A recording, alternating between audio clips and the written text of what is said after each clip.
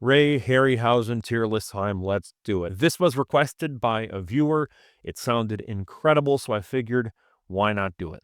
Now, I already covered Ray Harryhausen movies somewhat in depth on this channel back in 2023. They're not the best. They're mostly 3 to 5 minutes long and are very surface level, like, oh, this scene is cool. This scene is really neat. And that's about it. They're not really in-depth movie reviews or anything. So for the most part, I'm going to sort of grade these on a curve where the animation from Harryhausen takes way more precedent over the movie itself. So if there's a movie that has phenomenal animation, I'm going to want to put it ahead of something that maybe has a better story, but the animation is much weaker. That's sort of the curve. Obviously, if something is complete dog shit, but it has great animation, I'm not going to throw it an S. We're mainly going to be talking about the stop motion. And first up, we've got Mighty Joe Young. I'm going to throw this one in B tier. This is a really fun movie. I think that it works in almost being like a pseudo sequel to King Kong. It's very charming. I just think that it's Ray Harryhausen kind of warming up in the bullpen. He's getting ready to make his name. And with this, it's a phenomenal debut, but obviously it's not the peak of what he did later on in his career. Next is The Beast from 20,000 Fathoms. I'm going to go A tier on this one. It is a wonderful movie. It inspired Godzilla. Without this movie, we would not have, I'm sure, a bunch of monster movies that came out in the 50s and 60s. Though I believe it's Radosaurus is how you say it, or Rhedosaurus. Whatever, the dinosaur that's in this is incredible to look at on screen. It feels so lifelike. The effects, the way that it blends live action with stop motion is so striking. It's so wonderful. You're looking at it like, how did they pull that off? It broke new ground, and for that reason, it's going to go in A tier. It Came from Beneath the Sea is going to go in C tier. Solid movie, really fun. I love the octopus effects. I think those are the strongest elements for sure. It's just a shame that the rest of the movie isn't as good.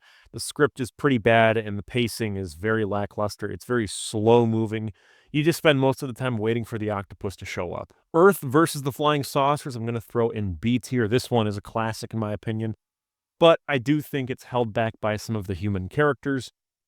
There are a lot of just archetypes. It's characters that you've seen a million times before, and it's so predictable at points, but the animation is absolutely wonderful. I love, love, love how those saucers look in the sky. Like the characters, they're almost basic and stereotypical, but I think it works really well. All right, the animal world. I'm going to throw this either D or C tier. I mean, the dinosaur effects are cool, but like that's the only reason you're really going to watch it. I'm going to just say D tier, even though I love the dinosaur segments. That's not the entire movie, though. There's still a ton of just random stuff that isn't prehistoric, so I guess only watch that. The rest you can skip. 20 Million Miles to Earth, I'm going to throw in A tier. One of the most sympathetic Ray Harryhausen monsters ever. It's a wonderful movie, and I think that sympathy really elevates this beyond just your typical monster on the loose type of adventure. It's really solid, and the monster design is pretty cool too. All right, the Seventh Voyage of Sinbad, it's got to go in S tier. This one is probably my favorite, whether it be the dragon or the Cyclops. It's like, this is just one of those movies where every scene is so iconic. Like when most people think of Ray Harryhausen, they think of the Cyclops. You also get a little inkling of, ooh, they're doing something with a skeleton here where it's a one-on-one fight. That's cool, but it's going to be expanded upon in a future movie that we'll talk about here. But yeah, it's amazing. All right, now we've got the Three Worlds of Gulliver. We're going to go D tier on this one. It's just not for me. It's obviously more of a kids movie. It's more of a family movie. And the stuff with the scale is pretty impressive considering that this was made, I think, in like the 60s. So they didn't have CGI or any of that stuff. They had to actually be really creative with it. But the Harryhausen stuff just isn't all that memorable. All right, Mysterious Island, we're going to go B tier. I love the bees in this one. I love how weird this movie feels. I love the Civil War aspect of it too. I think that's a really unique touch. Making it a period piece is really cool.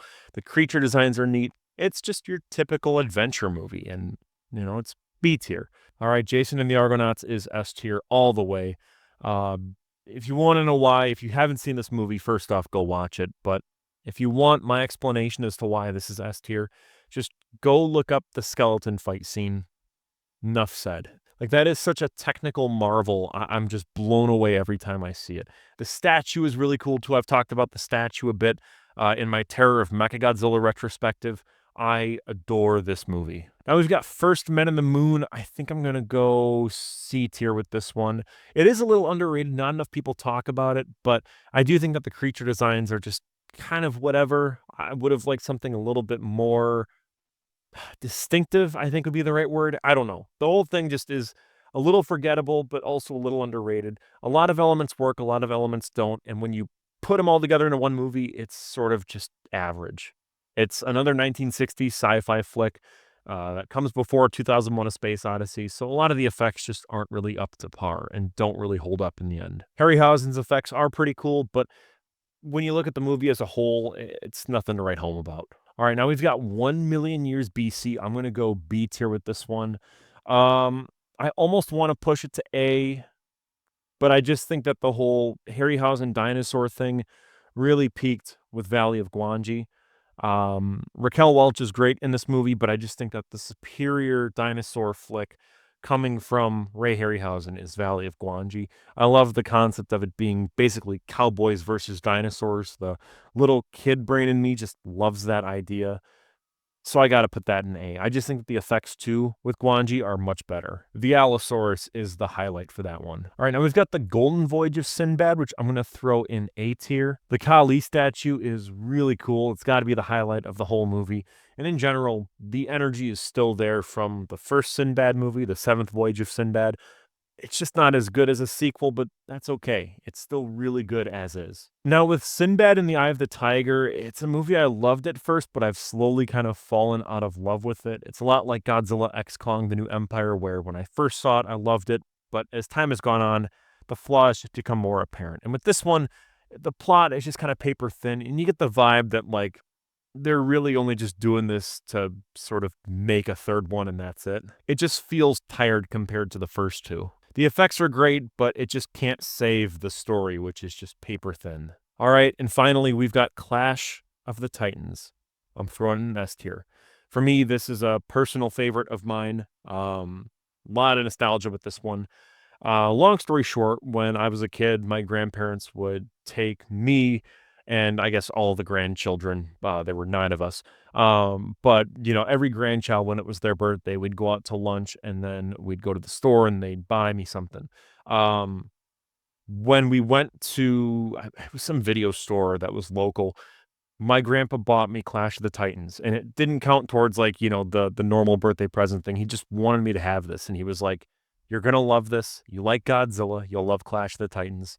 And, yeah, he's passed on now, but every time I watch Clash of the Titans, all I can think about is my grandpa and us watching this movie together. It's such a classic. Everything about it just holds up so well, and even outside of my personal feelings towards it, I think that this is Harryhausen's swan song in a way. Some of his best work is featured here. The Kraken is wonderful. I love the way that its skin sort of glistens when it comes out of the water. It looks so real. Medusa is wonderful to look at. It's a fitting finale to this man's incredible career. And as always, I would love to know your take. I'm sure that your tier list is very different from mine, so I would love to know your picks down below in the comments. We're going to be posting a ton of videos in October, so stay tuned.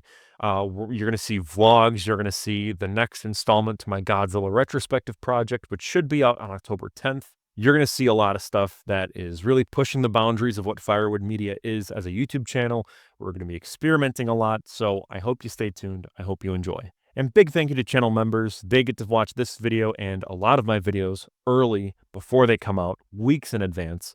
So yeah, it's $2 a month. Feel free to join and check out what's there. I'm Cole McCormick. You're watching Firewood Media, and I will see you in the next one. Peace out.